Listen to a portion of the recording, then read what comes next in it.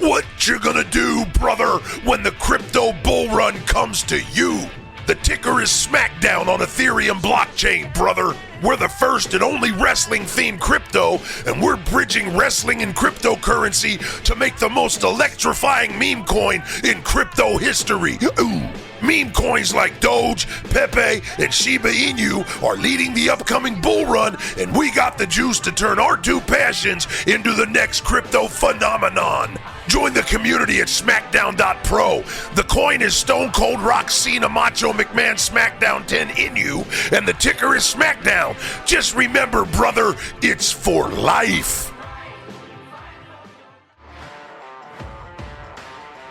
This is WWE superstar Drew McIntyre, and you're listening to the WWE Podcast. The champ is the one that everybody wants, me. Becky Lynch is going to WrestleMania. Claymore! Austin 316 says I just whipped your ass. This is my iron. You're going to acknowledge me. Welcome to the WWE Podcast. It's time to talk Monday Night Raw that occurred last night, and it is Tuesday, November 14th, 2023. A lot to get to with our Raw review as we saw another massive heel turn, or did we? We'll talk about that in just a moment. But first, I want to welcome you to the WWE Podcast, the unofficial podcast of the WWE. And obviously we're not affiliated with them, but some people think we are. We are not. But I want to invite you to an ad-free experience on Patreon. If you want to go there, patreon.com/WWE Podcast. $1 gets you in the door. But if you upgrade to NXT Plus, the very next tier, you get the After Dark show every other week on the Patreon feed. Alrighty. Did we see the heel turn of Drew McIntyre? Did it finally happen? Is that what happened on Monday Night Raw? And in a weird way, yes and no. Even though some people are going to look at this and say, there it is. There's the defining moment for Drew. He finally turned heel. But did he? And I say that because Drew McIntyre is kind of justified in what he's doing. He didn't just choose a random opponent and decide to, cost them a championship opportunity. This is, if you remember back at Clash of the Castle, this was largely on the shoulders of Jey Uso, Jimmy Uso, of course, Solo, they're the usual suspects, but Jey had a big hand in Drew losing to Roman, costing him the Undisputed Championship. And it's only because time has passed that we feel sympathy for Jey. And I understand that. But if this were to happen the night after that event at Clash of the Castle, no one would blink an eye and everyone would have cheered. But time has passed, and Jey has become a babyface, and now we're supposed to feel sympathy for Jey. But Drew is 100% justified in what he's done. Drew is, I think, he is entitled to get payback on Jey Uso, given that Jey Uso took away that opportunity from him a number of months ago. Kind of an eye for an eye situation. And I think it's what they're going to use to get Drew to fully be a heel. And I think, some people will take this as a Drew heel turn. And you know what? I still believe he should, because he's got a lot of guys he can work with. And if he doesn't, who's he going to face if he's a babyface? If Drew stayed babyface, where exactly does he fit on the roster anymore? There is especially on Raw, the need for a top heel. You could argue, Damien Priest, Finn Balor, but they're in a faction. You need top level heels, especially on Raw. And Drew can absolutely be that guy. Drew has proven himself to be able to carry the company on his back during a pandemic, if we all remember, which is exactly what he did. So this, to me, is a heel turn. The fans will probably take it as such. But if you kind of stand back and look at it, you go, Well, he's kind of justified in paying back Jay for what he did. It's not as if he attacked Cody. He attacked Jay with the Claymore outside the ring. So there was intent, there was purpose, there was a strategy, mission behind that Claymore. Really, eye for an eye is how I look at it. Now, they didn't win the tag titles. You knew that there was no chance that Jay and Cody would win them. It was just a matter of how do Finn and Damien get out of this one. And they found a way, an unexpected way, because earlier in the night, Drew confronted Seth and said to Seth that, you did change me, and they shook hands. All's well, right? Well, not quite. So let's start at the top of the show. Cody Rhodes comes out, and he said he wanted to give the fans a memory when he and Jey Uso regained the tag titles. And Rhodes brought up War Games and said he wanted to introduce the fans to his team. Notice he said to his team instead of our team. So suddenly this is Cody's team? You have the World Heavyweight Champion on your team. By default, he should be the captain if there is such a thing. But he's claiming ownership of this team? Why is it Cody's team? There was no appointed captains. This is disrespectful to the World Heavyweight Champion. I'm sorry, it is. This isn't because I hate Cody's babyface character. This is because it just makes sense that your top champion on Raw should be the one that, quote unquote, claims it his team. And the fact that Cody does, and he's going around saying, I need you, I need you, I need you, I need you, I need you to put your differences aside. What? I'm not following this. Anyway, we got Jay, Sammy, and Seth coming out after he wanted to introduce to the fans, quote unquote, his team. And he said that Jay and Zayn were the only two entrants in this year's War Games match who have competed in the War Games match. And the fans continued to chant Rollins' theme until they stopped it. Thank God. I can't even watch Seth Rollins' entrances anymore. It's too much. The crowd has killed it. But Cody said they were all in the ring because of Judgment Day. Cody looked to Zayn while saying whether or not he's gotten along with him for his entire career, or whether they've only gotten along recently, and then the Judgment Day came out and said they basically told him they were a bunch of randos trying to compete against a family.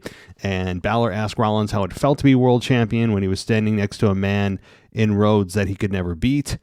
I'm glad they're starting to really bring up Rhodes and Rollins, because it seems like they're going to deliver that program sooner than later.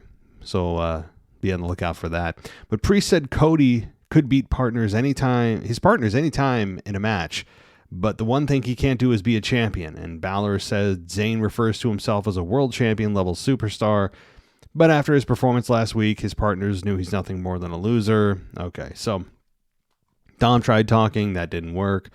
Sami Zayn goes on his quest about power, and how apparently just by simply having a championship, it somehow gives you more power. I don't understand that. Whatever. I'm not going to dive into that, but Zayn just goes in one of his screaming fits again, which is what he's been doing lately. At least he didn't talk about oppression and bring any political things into this, but he did talk about the struggle for power. So whatever. We did, though, get Cody stirring the pot of the bloodline, the Judgment Day, until Priest finally said, I'm the leader. And then Rollins said he was sick of talking and he was ready for a fight. And Rollins said he and Zayn were ready for a fight and challenged Dom and McDonough to face them. They accepted, and Priest said, Priest accepted, and then the other three members are heading to the back. So we did get an admission from Damien that he believes he's the leader. Now, backstage later, he would chalk that up to just being heated out there, and it seemed to be accepted pretty well by the rest of the Judgment Day members. And also J.D. McDonough is now an official member of the Judgment Day. So that's a good thing, I think. As we have Damien and Rhea seemingly at the forefront, competing with each other silently about who's the leader of the Judgment Day. And I mean, I'm really not interested too much in who's the leader, to be honest, but it is a fun dynamic to see them putting each other in matches and saying there's no leader, but then trying to act like one. It's just been fun. Okay. We then got World Heavyweight Champions Seth and Sammy versus JD and Dom. And this match ended in about 10 minutes with Seth and Zayn beating Dom and JD. And the finish was Dom putting Rollins in position for a 619. Rollins cut him off, hit a super kick, and then followed it up with a buckle bomb. And then he went to his corner and set up for his finish, but Damien and Finn jumped the barricade and attacked him for the DQ finish. So the only reason, again, that Sammy and Rollins beat JD and Dom is because of a DQ finish. Rhea Ripley showed up after that and barked orders while they put the boots to Rollins, and then Zayn tried to help and he was outnumbered. And of course we get the savior, Cody Rhodes, coming out. Jey Uso did as well, and they helped their War Games teammates. And Adam Pearce comes out and really has to start, heavy-handedly mentioning the word games. He said he's sick of the games. Hey, Pearce, no one ever said this is a game. Are you just trying to cutely put the word game in to whatever program is going on right now so we can segue into saying War Games? I mean, he said this a couple of times now, a couple weeks in a row. And I don't think it's Pearce. It's the creative here on it, and it's like calling weapons toys. It devalues the meaning of what they are. To call a feud that has been intense going on for months games, I mean, they're not playing Chutes and Ladders. They're not playing Twister. They're not playing Spin the Bottle. They are competing in the ring for championships, for ego, for dominance, for bragging rights. None of those are games, but I understand what they're doing. I'm probably blowing the shot out of proportion. It's just a transparent transition that they're trying to make between, oh, you guys are playing games? Well, how about a War Games match? Huh? See what I did there, guys? I hate that. But that's what they're doing. All right. Now, it doesn't... I was surprised about this. They didn't mention the fact that both teams are missing a partner. And I don't know if I saw the rules right. It doesn't mention a number of competitors, I don't think, that need to be included in the War Games match itself. I'm looking now. So the rules, 2 teams will be contained in separate cages with one of the team members starting the match. After 5 minutes, the member from the advantage team will be released. A 3-minute period, alternating members from each team will enter the match until all competitors are in. And once competitors have entered, War Games officially begins. This is not elimination, so that's a key point if you've never seen War Games. And I actually had to be reminded of this. This is not an elimination match, which I'm okay with because they have an actual structure for elimination called the Elimination Chamber.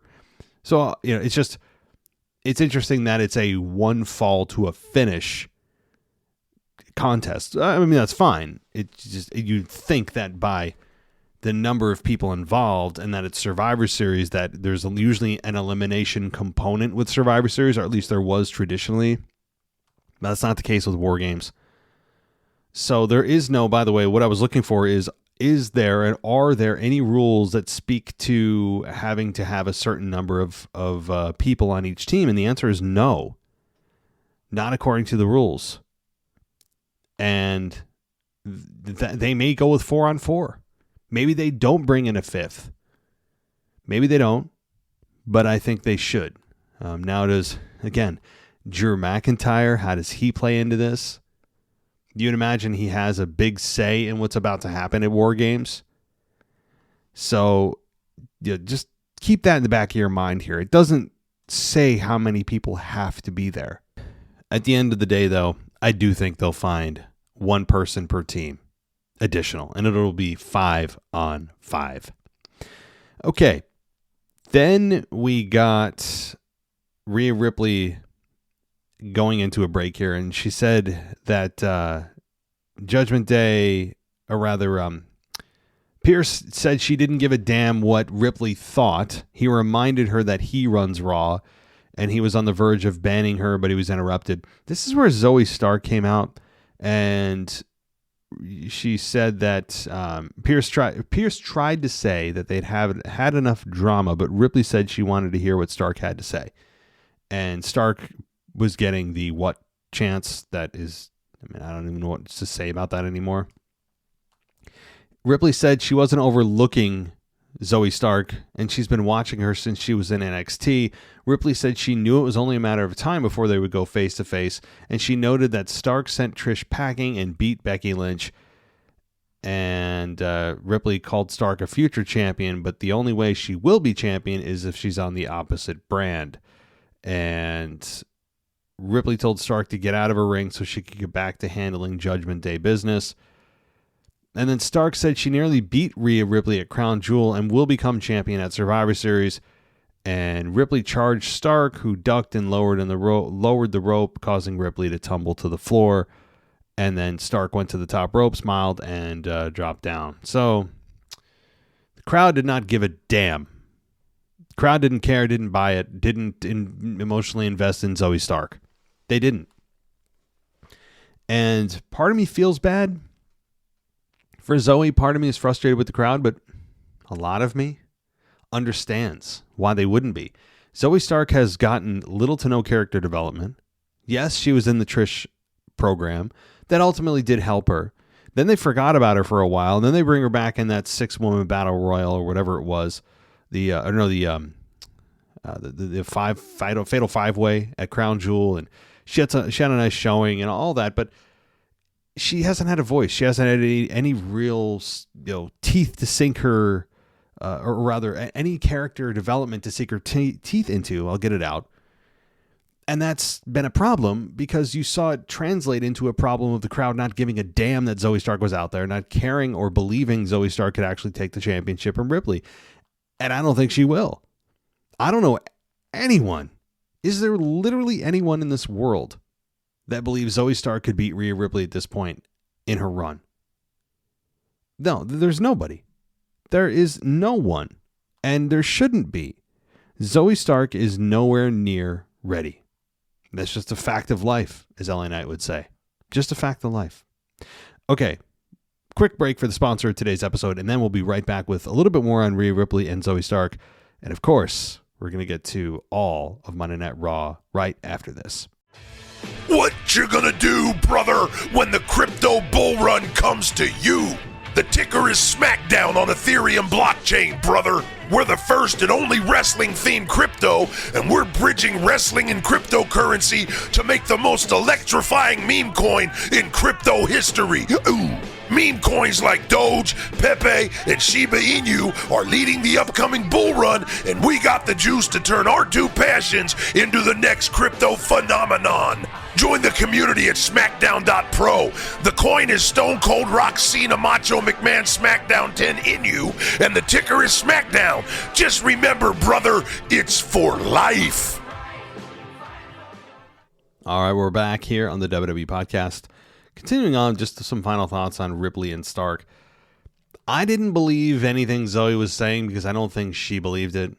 And I think that she, at this point, should look at this match with Rhea and say, well, there's no chance I'm winning. The fans know I'm not winning, but here's what I can do. The bar is set so low for me in terms of what they expect from this match that, honestly, there's nowhere to go but up from here. I could use this as an opportunity to make a name for myself. This is easily the biggest match of my career. And that's what they could do here, is give Zoey Stark an identity with more eyeballs on her than there's ever been. in a single match for her. So I think that's how you should look at this. Don't look at this in terms of championship being on the line, or could Zoey Stark pull off the miracle? No. The answer is no, and it should be no, and I don't need shock value to try to elicit a response from the crowd that is very nearsighted. So I think Zoey Stark has a nice showing, and that's what she needs to do, is focus on just having a kick-ass match and some fun hope spots. That's it. That's what she needs to do. And from there, it's simple. It's the same formula over. This is not, as they say, rocket science. This is fairly straightforward, and what we need to do to help build Zoey Stark as an actual star in the company. You give her kick-ass matches, and you let her talk. That's it. This should not be breaking news for anybody.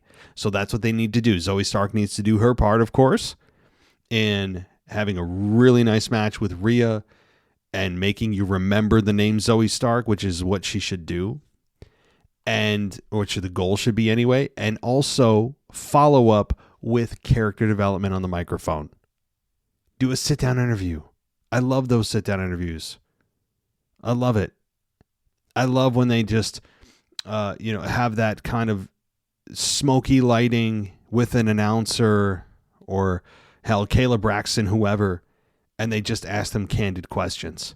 There's something different about that setting, and I think that could do Zoey Stark wonders. Something like that, I guess. Doesn't have to be exactly that. Then we got Shinsuke Nakamura, speaking of promos, delivering a promo while seated on a staircase. His subtitles were used, which is fine, and he said he's frustrated, and whoever he was addressing is blessed with so much privilege, and he was taking the opportunity away and is now his. He said that win or lose your next battle, the person will be less than.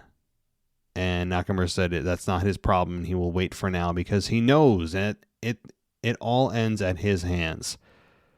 So I don't know who Shinsuke Nakamura is referring to. Don't know. But it seems like somebody who has it on a current program that when it wraps up, Shinsuke is going to target them. Very probable. Very probable. Could even be Cody Rhodes. Honestly. It could be Cody Rhodes. I think that's a very possible outcome here. It's definitely not Seth. So it's either Cody or Sammy. One of them. So, okay, the broadcast team then wondered again who he was talking about, and that's where Seth and Sammy were walking and talking backstage when Cody Rhodes appeared and asked Zayn for a moment with Rollins. Cody spoke about dismantling the Judgment Day, and Rollins said him cut the foreplay and just ask. Cody said he needed Rollins for one night. He said they can hate each other for the other 364 nights of the year, but he and their teammates need him during War Games. Rollins says he doesn't like Cody. He doesn't know if he ever will, but he respects him. And Rollins promised that he and Rose were good for one night, and then said, now go win your damn titles. And then Rollins left, and that was that. So they're at least addressing this tension that still exists with Rollins and Cody. They keep teasing it every time. I mean, what is this, like the third or fourth time when they try to confront each other in the ring and have a conversation that they get interrupted? I mean, it's literally happened the last 6 months. And that's fine because they keep teasing this program, and I love Cody and Seth together as opponents. They're a lot of fun. And I think they'll go to part 4 at some point. Okay, Shinsuke then did have a match with Otis, and this ends with Nakamura beating Otis in 9 minutes. The finish was that Nakamura hit Otis with a flying knee from the ropes. Otis didn't go down. Nakamura kicked Otis's legs out from under him, hit him with a Kinshasa to the back of the head, and then followed it up with another Kinshasa and got the victory. And this, to me, was an interesting match from a couple perspectives. We're still elevating Shinsuke, which tells you that he is going to, again, be facing a major baby face probably in the next month or less. Right after Survivor Series is probably when we'll know who his opponent is. And Also that the finishers continue to be devalued on a large scale. Now, whether it was 2 or 3 Kinshasas, considering, okay, fine. Was the knee off the rope to Otis's face considered a Kinshasa?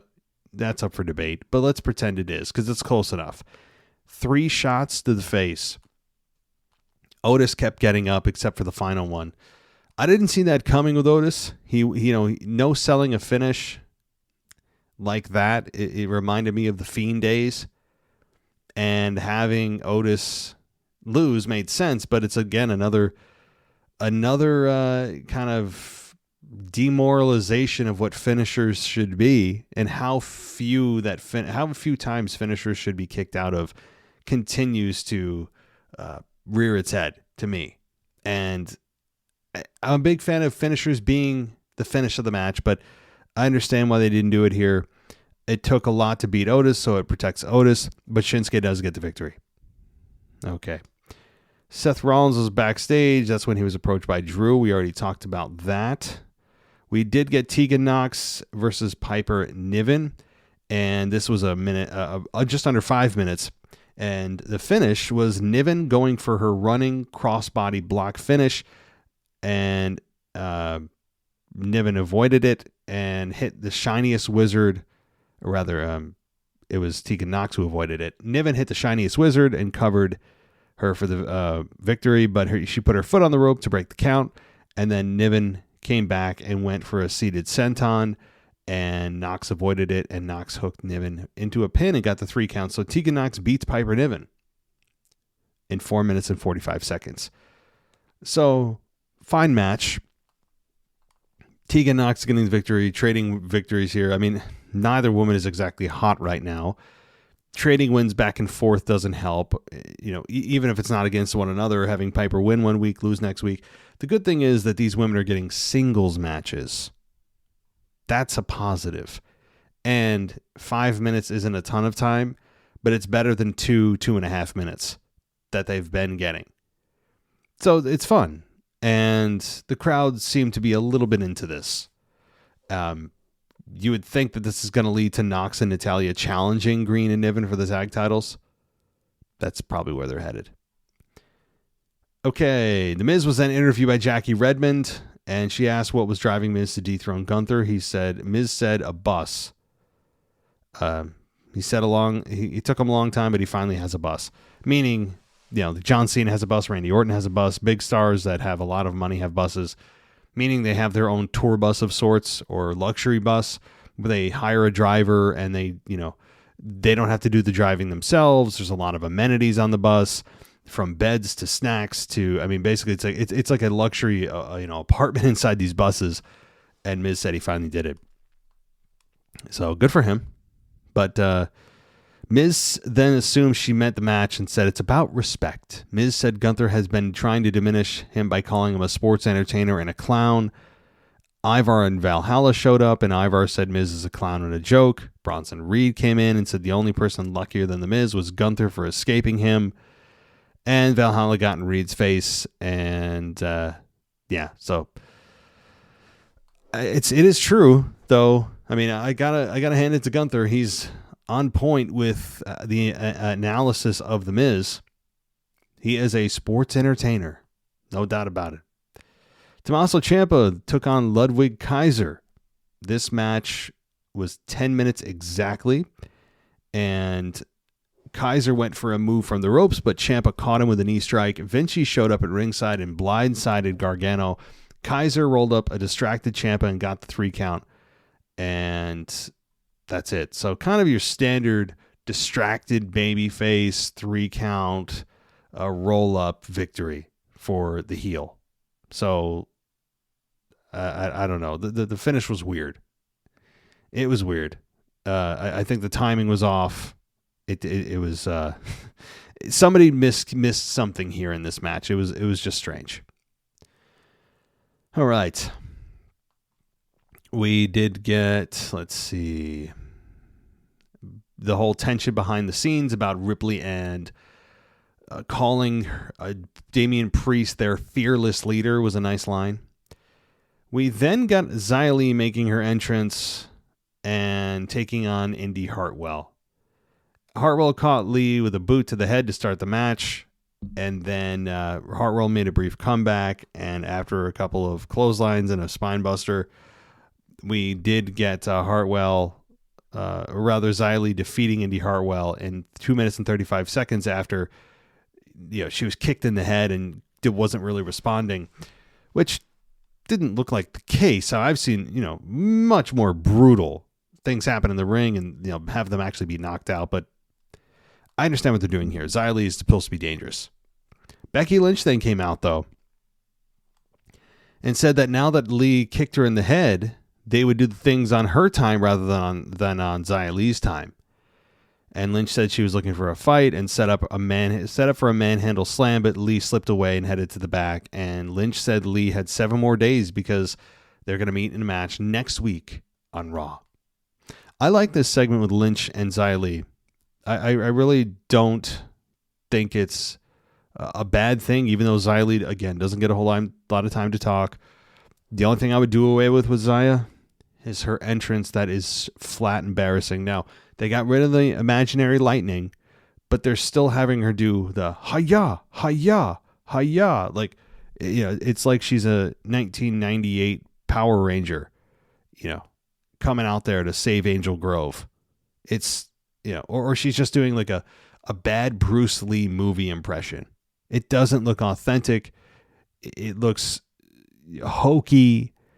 It's not. It's embarrassing. It just is. Now Xia Li is a character, or as an in-ring competitor, I have no issue with her, and I think she has a lot of potential. But the entrance has got to go. Please, the hi-yas. I can't keep a straight face. I don't know how people at ringside aren't laughing. I'm watching them watch her, and I'm waiting for somebody to crack a smile. I saw a few people, but I would be, laughing out loud. Like, this can't be serious. It's like, it's almost as if she's a kid trying to be a ninja on Halloween. You know what I mean? Like, you got your 5-year-old kid, they want to say, Dad, I want to be a ninja. And what do the kids do? They come out, run down the stairs. Hey, Dad, hi-ya, hi-ya, hi-ya. It's exactly, it is a doppelganger comparison between that and Xia Li's entrance. They're indistinguishable. So, but I really do like Xia Li. I like they're trying to make her finish dangerous. That's good.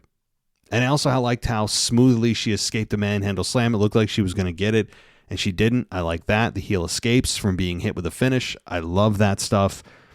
It makes you want to see Becky get her hands on her. So, Gunther then approached The Miz backstage and told The Miz, to the surprise of everybody, you won last week. And Miz said he didn't think Gunther understood what he was dealing with. He said he does whatever it takes to win. And there's a reason he's held the IC Championship 8 times. Gunther said he knows exactly who he's dealing with. He said whatever happened during his Miz's match with Ivar would not compare to the beating of a lifetime he'll get at Survivor Series. Solid segment there. Ivar and Valhalla then came out. And, of course, we got Baszler and Stark, which was just not believable. Sorry, Zoey. Nia Jax did show up and said she should be getting a title shot and would have had it if everyone didn't gang up on her. That was in the overrun. So, yeah, these women are saying, oh, I would have won, I should have won. So, sorry, Nia, sorry. No. Okay. But there is going to be a singles match between Jax and Rodriguez. That was the setup for that. All right, Miz versus Ivar. 10-minute match exactly again. And the finish was that Ivar went to the ropes and was cut off by Miz, who joined him on the ropes. Ivar power slammed the Miz from the middle rope and got a near fall. And then he went to the ropes and was distracted by Reed jawing at him, and Miz snuck underneath Ivar and powerbombed him and used the ropes for leverage while getting the 3 count. So I guess Miz is taking the lie, cheat, and steal mantra from Eddie, where even though he's cheating to win, it's endearing. He did say he does anything to win, and he proved it in this match. That was kind of a foreshadowing, wasn't it? He told Gunther, I do anything to win. And then what did he do in this very next match? He cheated to win. But yet the crowd didn't boo. And I really like Ivar as a singles act right now. Ivar seems to be very comfortable in this role. Much more entertaining than he was as part of the tag team that'll eventually probably get back together. But I'm enjoying this singles run by Ivar as long as it lasts. And after the match, though, we did get Reed knocking down Ivar and hitting him with a tsunami splash. So Reed and Ivar seemed to be on a collision course. But the Miz won. And Ivar was protected because Miz cheated to win.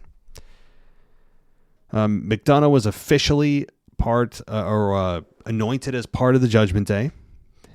And we got we did. Here's the part that was not, by the way, on the Hulu version of Raw. So here we go. We did get Gunther talking about Kaiser and Giovanni Vinci backstage, and Gunther told Vinci, well done. And Kaiser assumed that Gunther was talking about him. Gunther said he didn't say what he was talking. He didn't and say what he was talking about, and then praised Vinci again. Gunther turned and looked at Kaiser and walked away, and then Vinci laughed before walking away. So here's what I wanted to get to. Jinder Mahal, Veer Mahan, and Sangha show up. Kaiser asked what their real problem was. Mahal said there was no problem. They were going to see Adam Pearce. Mahal suggested that Kaiser should choose his next move wisely. So, I'm sure we will get a Veer Mahan report from DJ Kuzmo this week. That'll be a little bit more excited, considering that your boys were actually on Raw, albeit limited capacity. So, all right. We got the Alpha Academy, the Creed brothers. They all talked about the tag titles. Kofi and Xavier, showed up. Hell, it's just everyone that's a tag team needs to come in and plead their case. All right. We then did get the main event. Finn and Damien versus Cody and Jay for the Undisputed Tag Team titles. And the match lasted 22 minutes and 35 seconds. Long for a main event of Raw.